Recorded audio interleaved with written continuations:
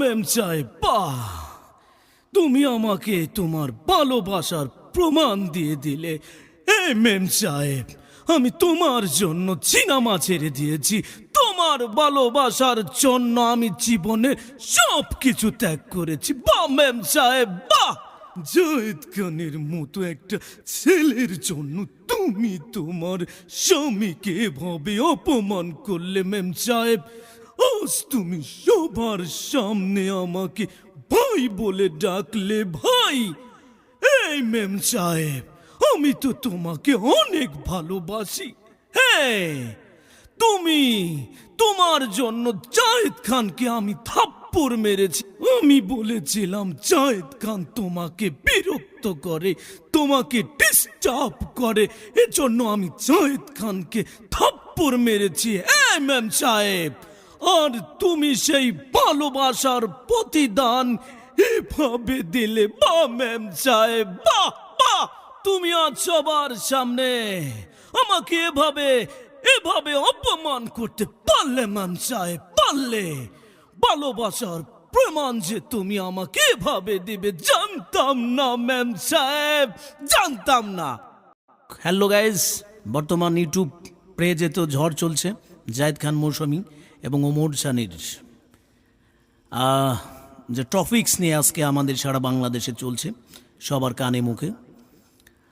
তো ওমর সানি ভাইকে বলবো, ভাই আপনি আপনার বিরহ সিনেমাগুলো দেখুন, সেখানে কিভাবে অভিনয় করেছিলেন মৌসুমীর সাথে, সে ডায়লগগুলো আপনার কাজে লাগবে। ডায়লগগুলো ছাড়ুন, মানুষ দেখতে চায়।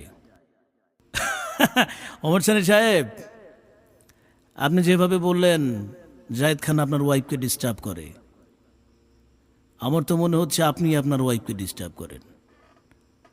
না জানি আপনার বউটা আপনার আছে কিনা সন্দেহ, ভালো করে জিজ্ঞেস করে দেখুন।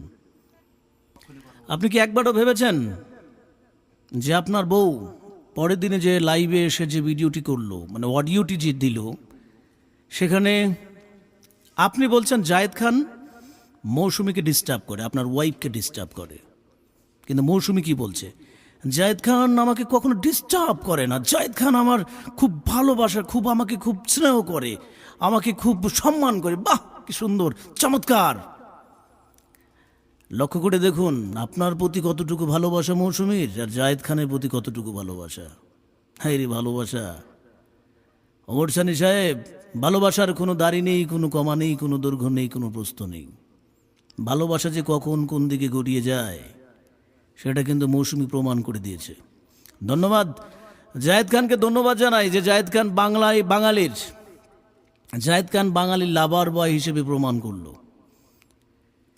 একজন 50 বছরের মেয়েকেও যে, একজন 50 বছরের মেয়ে, 50 বছর ঊর্ধ্বেই হবে, এবং একজনের ওয়াইফকেও যে ভালোবাসা যায়, তার স্বামীকে ভুলে অন্য একটা নাম তার জায়গায় লিখে দেওয়া যায়, সেটা কিন্তু জায়েদ খান প্রমাণ করে দিল।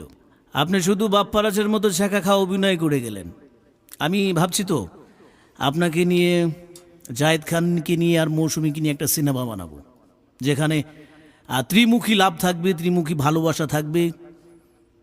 আসুন না, সাইন করে ফেলি আজকে আমাদের সিনেমার নাম হবে কি? মৌসুমী এখনকার।